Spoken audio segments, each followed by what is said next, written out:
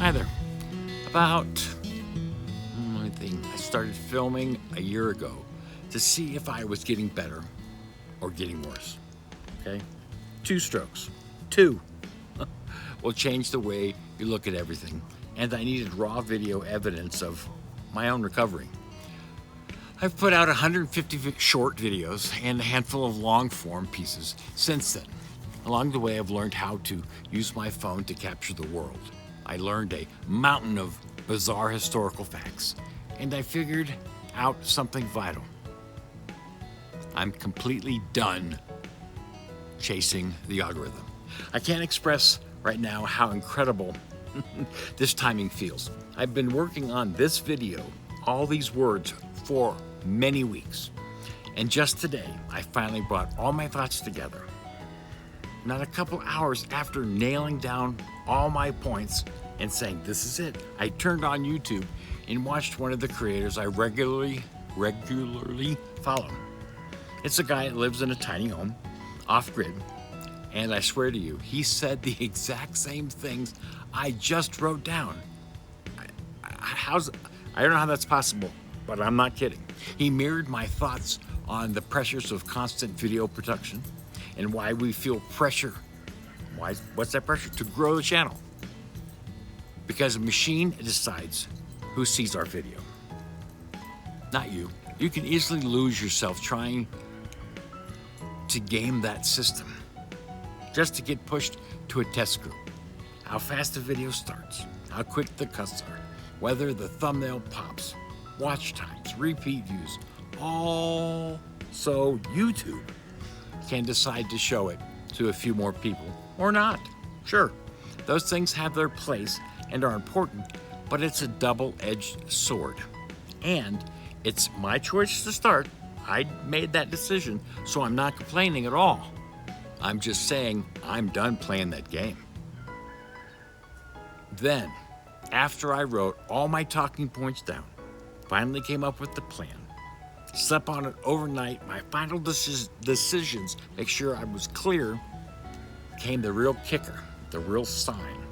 This morning I read the announcement that YouTube is overhauling their monetization requirements. Okay? They've doubled them. Can you believe that?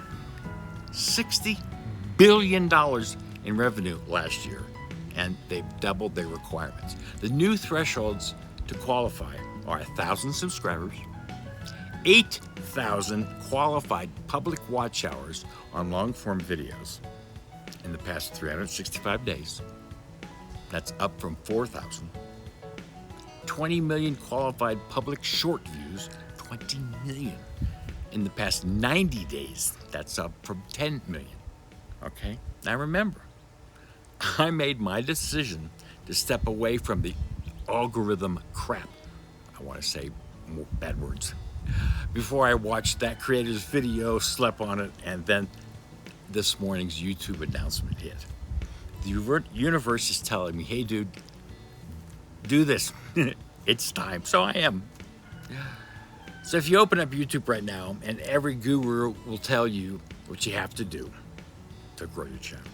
Follow the trends, edit like a caffeinated teenager, be a 20-something beautiful couple rebuilding a castle in Germany, navigating narrow boats in England, or planting an organic garden, all of which I enjoy watching.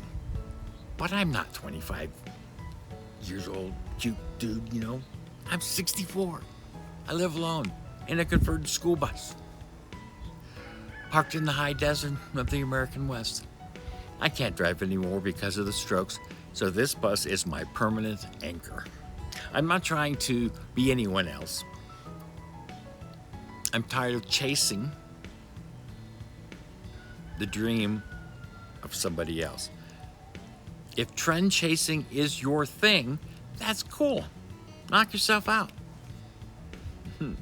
It's just not me anymore. For this last couple of weeks, I wondered what the real point of all the content creation really was. Well, besides starting it as a visual stroke recovery log for me, the research part was a recommendation from the doctor and I really enjoy that. And the knowledge that I've gained from it, I really, that's cool. I've researched some random topic like how cast iron skillets were made, who made them, and then how historically they were hung under wagon axles, pioneers traveled across country, to catch hub grease, how to create vinegar, or that regular cumulus clouds, those big puffy ones, can weigh 1,000,000 pounds. And I think, that's cool, but so what? Who really gives a damn?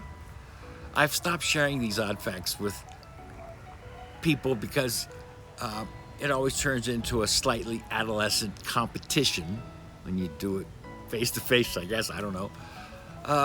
But I'm a single guy in a bus. What does it really matter? I realized I enjoyed the research, and it's good for wiggling my wires up here. I thought, well, maybe a few folks out there, you guys, might want to have an adult conversation about the topic. You. No. You, not you. But past that, there was no real tangible purpose. Then it clicked. Every piece of research, every tool I test, every plant I grow in my little upcycled tub garden out front, it's all for a singular purpose now. This channel is no longer just a recovery log. It is proving ground. It's my proving ground for my next chapter. After weeks of deep soul searching, my goal is now clear and non-negotiable. I am going to save up money and buy 10 acres of wooded land somewhere, park the bus for good, and live quietly ever after.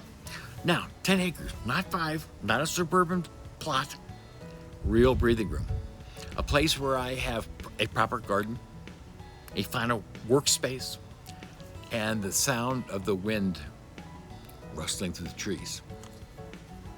So, what is this channel becoming? It is becoming the 10-acre blueprint. Moving forward, all the research I do, every long-form video and every weird historical rabbit hole video, short, has to pass one single filter. Does this survive the test for the 10 acres? Is it important enough to add my how to find a and how to build a homestead plan? Does it fit? When I look at gear, I'm not looking for cheap plastic junk that's gonna break in 6 months. When I'm looking for cookware, I'm not looking for poorly made nonstick pans.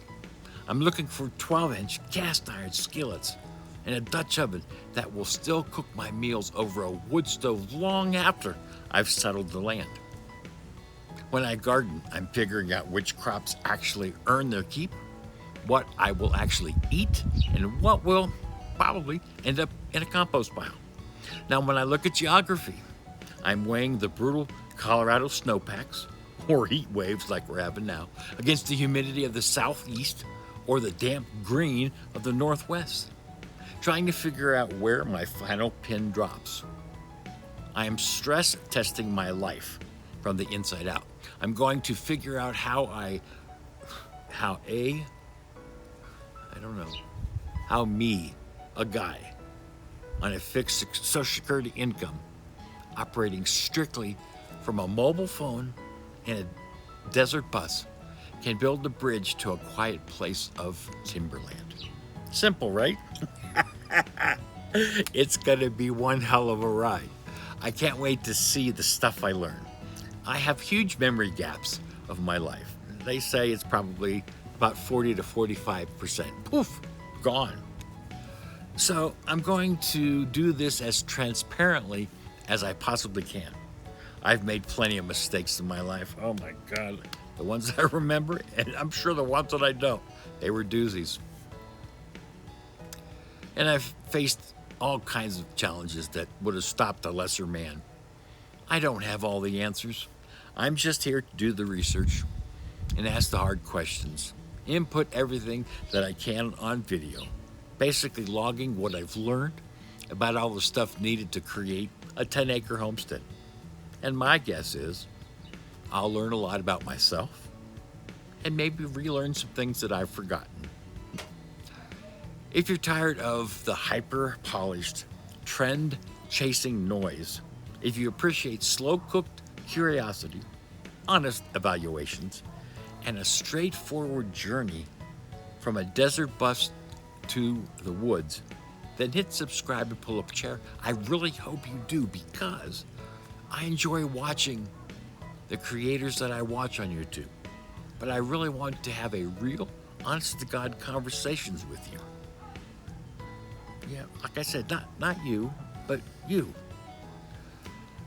But you, or you, I know I'm being silly. None of that clickbait data mining crap. Just telling you what I've learned, what my opinion is. And then having opinions from you all just makes this all worthwhile. So come on. We've got 10 acres to find and a whole lot of research to do. And finally, a single place to store it.